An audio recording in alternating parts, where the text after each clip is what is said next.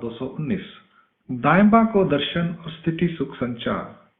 भगवान के चले आने के बाद दाइंबा सदैव भगवान के वियोग में दुख का अनुभव करते रहते थे। रो रो कर उनकी आंखें लाल हो गई थी। एक रात भगवान ने स्वप्न में आकर दाइंबा से कहा, अरे बोझिया, तुम दुख क्यों कर रहे हो?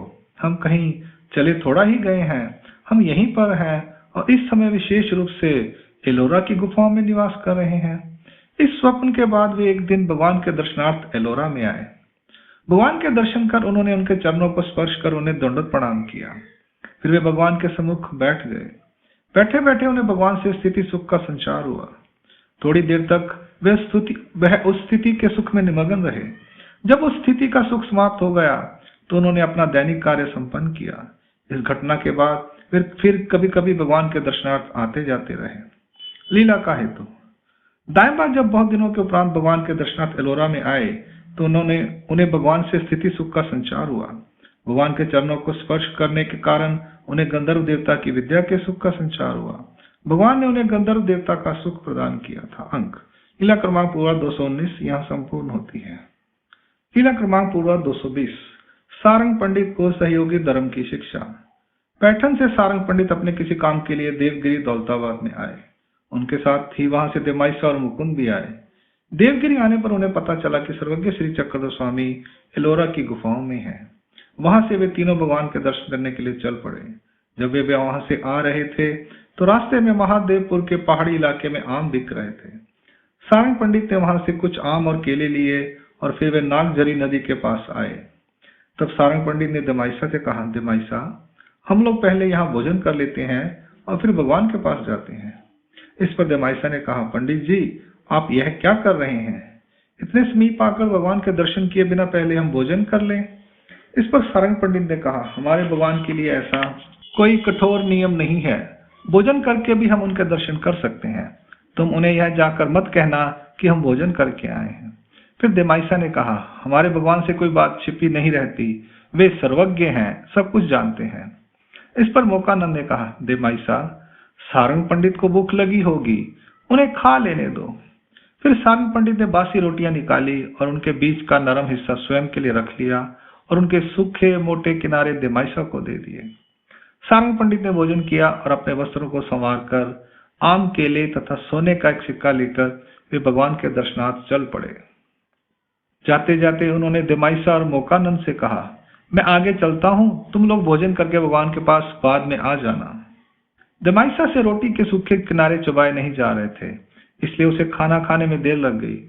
उधर सारंग पंडित भगवान के पास पहुंच गए और उन्होंने उनके दर्शन कर आम और केले भगवान को भेंट किए। उसके साथ ही बची हुई 1.5 रोटी भी आगे रख दी, पर सोने का सिक्का भेंट नहीं किया। फिर वे भगवान के सम्मुख बैठ गए। उसके थोड़ी देर बाद देमाइसा भी वहां पहुंच गई। उसने भगवान के चरण स्पर्श कर उन्हें दंडवत प्रणाम किया और भगवान के पास बैठ गई। इस पर भगवान ने पूछा, देमती, तुम रोटी की क्या बात कर रही हो? इस पर भगवान ने पूछा, देमती, तुम क्यों पीछे रह गई? तब देमाइसा ने कहा, भगवान, रोटियों के सूखे टुकड़े मेरे से चबाए नहीं जा रहे थे, उन्हें खाने में मुझे देर लग गई। इस पर भगवान ने पूछा, देमती, तुम रोटी की क्या बात कर रही हो? इस पर उसने वह सारी बात कह दी जो सारंग पंडित ने कही थी। देमाइसा यह कहते कहते सारंग पंडित की ओर देख भी रही थी। उधर सारंग पंडित अपने गले पर हाथ रखकर उसे बात ना करने का इशारा कर रहे थे। इस पर भगवान ने सारंग पंडित की ओर मुख करके कहा, अन्य किसी देवता के तीर्थ स्थानों पर जाते हो तो वहां पहले उसके दर्शन कर अपने उपवास व्रत को पूरा करते हो और फिर भोजन करते हो।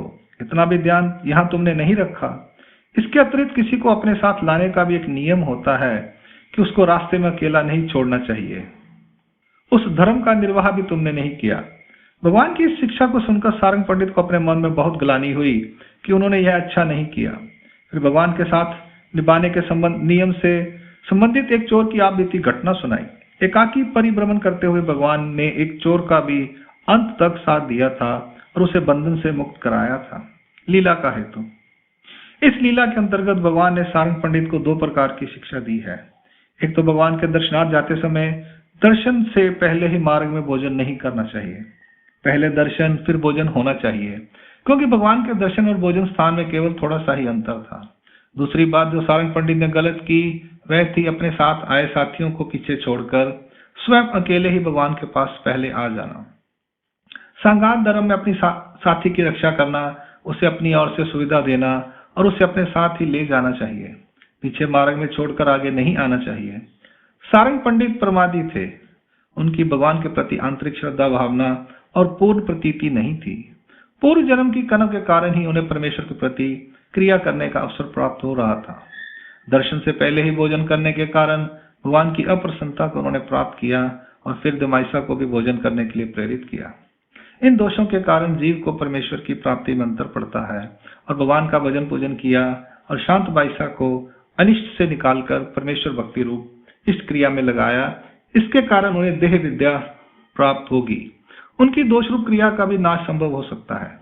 दर्शन करने के बाद सारंग पंडित ने भगवान को जो सुपारी, आम और केले भेंट किए उसका उन्हें पुण्य प्राप्त होगा, पर वह उत्तम प्रकार का नहीं होगा। यह आचार परक लीला है। अंक लीला क्रमांक वर्ग 220 यहाँ संपूर्ण होती है। प्रणाम। जय श्री कृष्ण।